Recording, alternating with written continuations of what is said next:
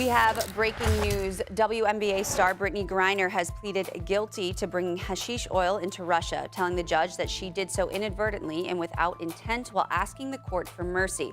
However, even with a guilty plea in Russian criminal courts, the judge will continue to read the full case file into the record, and it could still go on for weeks or months.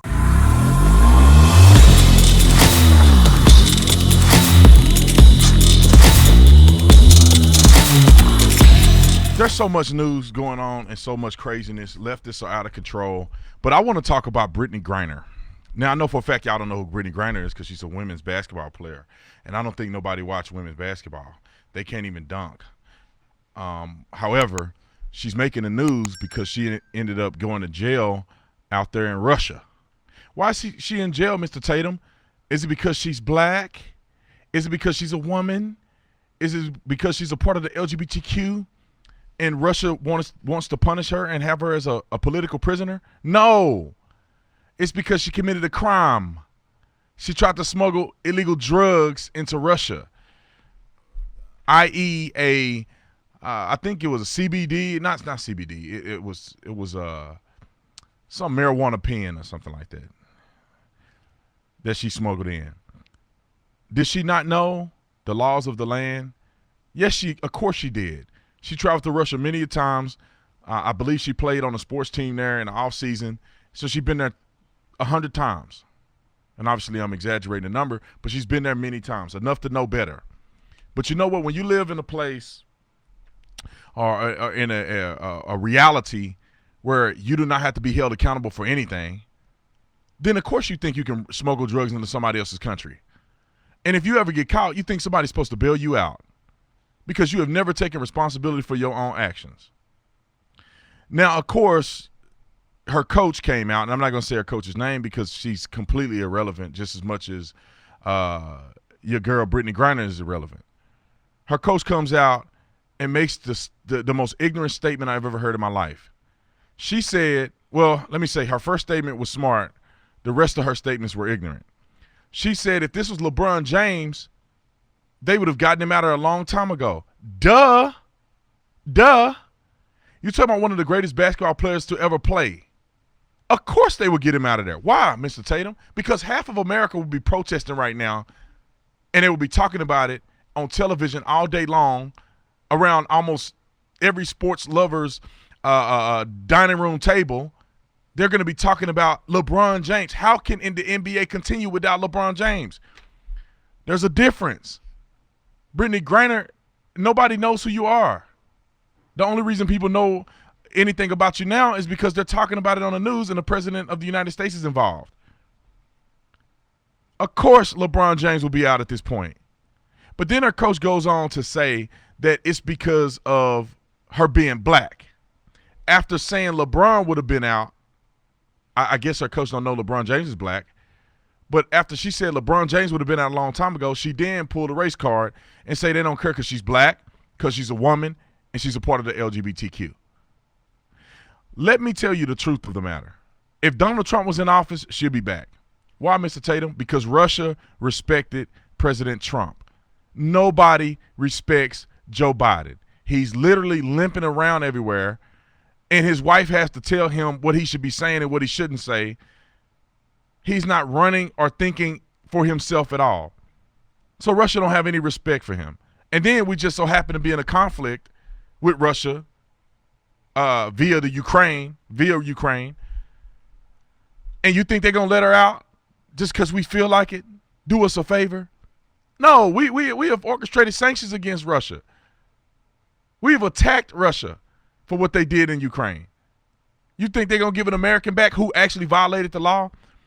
Now, according to officials there in Russia, she has the right to an appeal. But she has to sit in jail just like every other person and sit in jail until it's her time to be convicted or whatever they call it out there in Russia. And then she has a right to an appeal.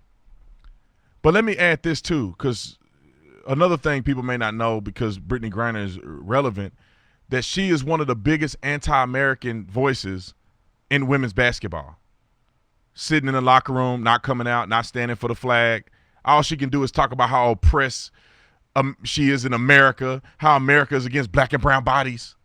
and now you're begging and pleading that the white man take you back. Please bring me back to safety. I have so much value to add to this country. Oh yeah. Now you feel the pain. Now you feel the reality of the fact that you should have been appreciating your country and you should act with integrity, and maybe you wouldn't find yourself in another foreign country detained. I just thought I'd throw that out there. I want to find her quote because she wrote a quote to Putin. Let me see. White House confirms Wednesday. No, this is not the quote. She wrote a quote to Trump. Did I say Putin? She wrote a quote to Trump and pleading with him. In the quote, she says, "Please do all you can to bring us home. I voted for you for the first time in 2020, and I vote for you. I vote for you in 2020, and I voted for the first time in 2020, and I voted for you. I believe in you. I still have so much good to do with my freedom. Help me." This letter she wrote to the White House. I said Trump. All right, I meant Biden. Trump is on my mind right now because he would have actually got her out. She writes a letter to him. Of course, Biden is probably not going to do anything. Let's move on to another topic. And this is just a quick insert because I mentioned this yesterday on my show about Uvalde and about a report from the investigation that revealed that there was an officer that saw the suspect and had to ask or decided that he would ask a supervisor to engage the suspect. After reading the full, I didn't read it. It was 27 pages. I read 16 of the 27 pages. I still got a few more pages to read. But after going through the investigatory report, it's cut and dry. According to the report, he was over 140 yards away from the shooter when he asked for a supervisor to give him permission to shoot the guy going into the school. Now, there's no need for a supervisor to be requested to shoot somebody. But, and who knows, I think there could be a caveat here. There should not be a reference point. If there is a person deemed to be a danger to themselves or others, or not themselves or others, but they're a danger to the public, serious bodily injury or death is afoot, then you can use deadly force against that person acting alone as an officer with 100% discretion.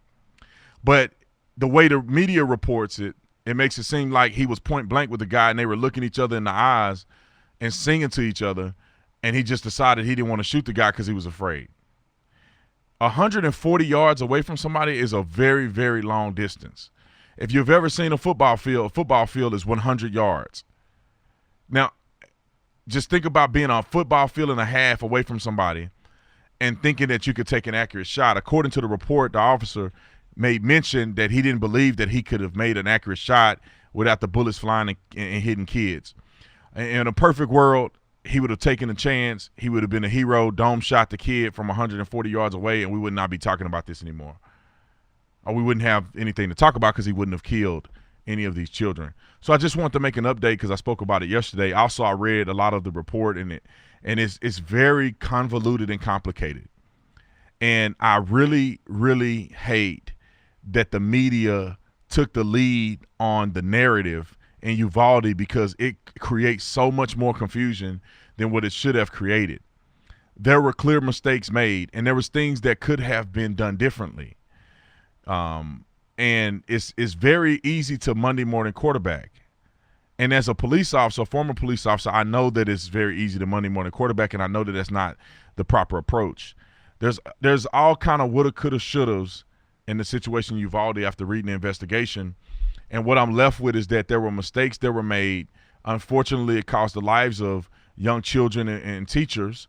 The mistakes weren't just on the police officers. If you look at the report, the school left their kids completely wide open and susceptible to being murdered by not locking the doors. But the police officers didn't respond properly anyway. The initial officers didn't respond properly either.